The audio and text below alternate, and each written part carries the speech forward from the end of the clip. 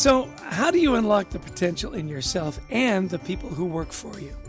Hello, I'm Chester Elton, and this is my dear friend and co author, Adrian Gostick. Well, thank you, Jess. Yeah, today we interview one of our dear friends and one of the most successful and wisest business leaders we've known over the years. And today he gets paid a lot of money to help leaders figure out their talent, teamwork, and strategy goals. And he's going to have some amazing insights for all of us. As always, we hope the time you spend with us will help reduce the stigma of anxiety at work and in your personal life.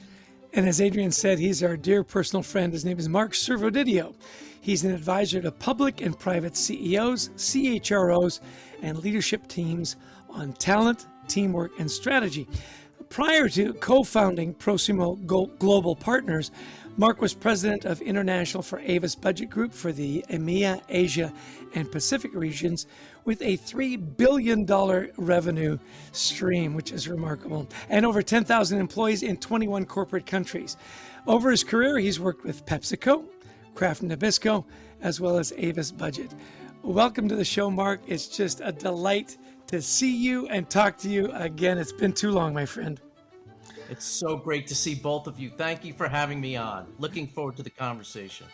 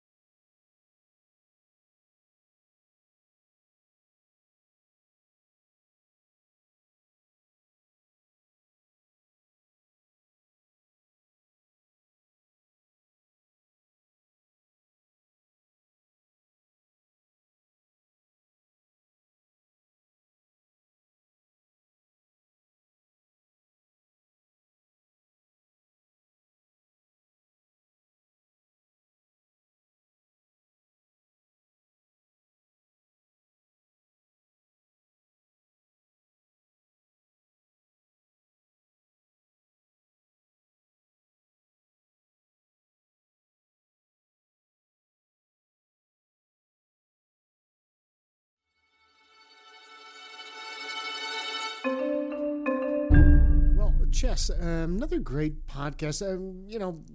People don't realize how far back we go with Mark Servodidio. When he was at Avis, he would bring us in all the time to speak to his leaders, and we did a lot of work there. We featured Avis Budget Group in a lot of our books.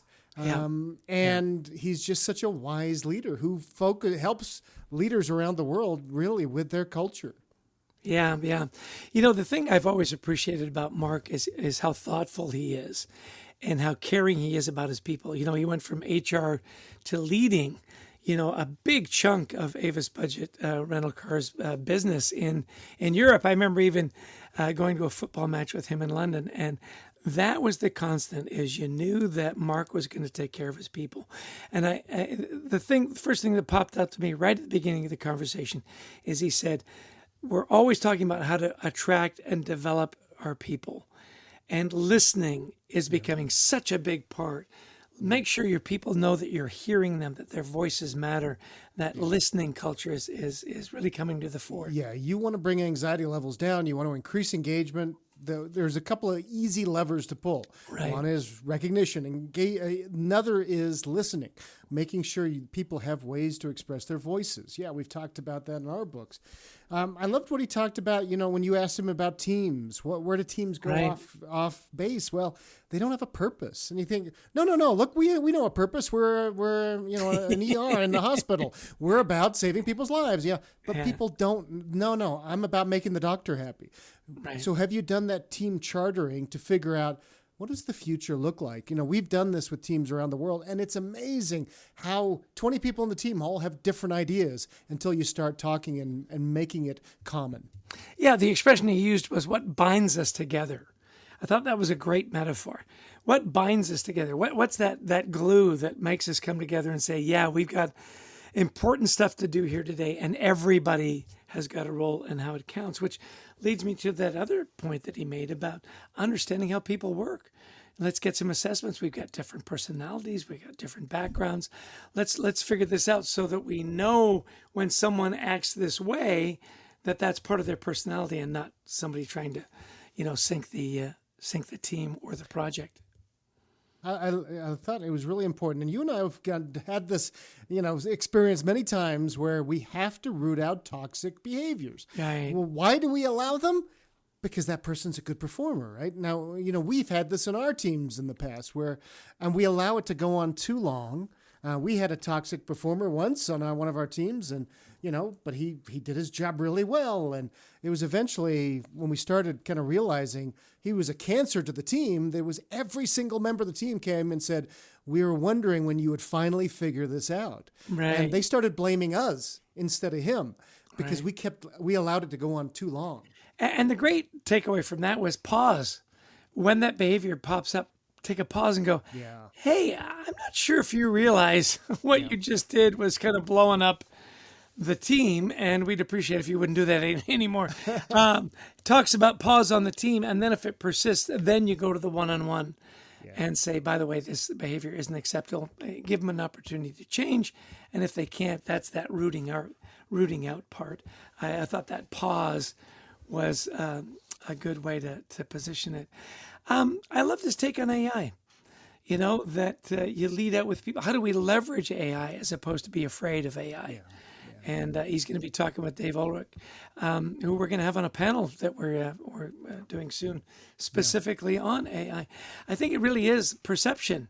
Look, it was like, fax machines and elevators and automobiles, is it a threat or is it a boon?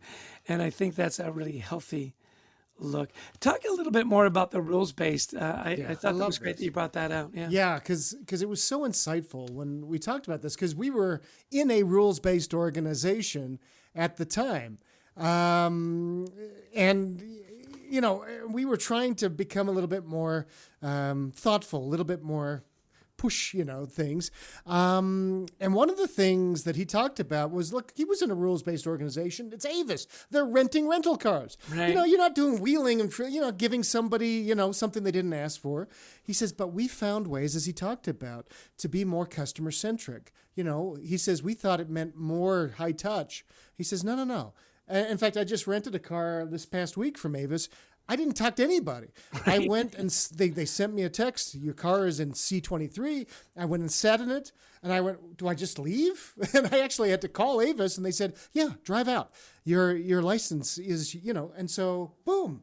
I mean, that's the kind of thing that they have created by being customer focused. And yeah, it really is. And I love what he said. Are you putting your best people against your biggest problems? Right.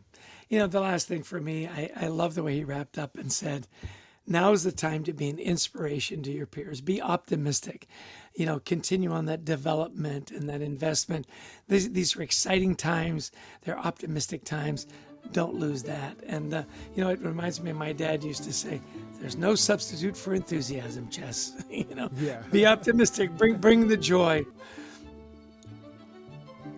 Well, this has been just a terrific chance to catch up again with a leader that we admire and think the world of. We want to thank you for joining us today. A big thanks to our producer, Brent Klein, to Christy Lawrence, who helps us find amazing guests, and all of you who listened in. If you like the podcast, please download it, share it.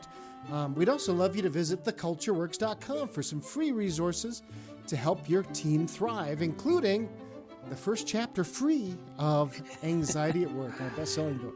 You can't beat free. You can't beat free. Yeah. I'm sure your dad had a saying about that. Yeah, if it's free, it's me. Anyway, we love speaking to audiences around the world, whether virtual or in person. We talk about culture, teamwork, resilience, mental health, and of course, gratitude. Give us a call. We'd love to speak at your next event. And again, you could be doing a million things today, and you took some time out to listen to our podcast. We're grateful for you and grateful for your time. Adrian, take us home. Well, thanks everybody for joining us. Until next time, we wish you the best of mental health.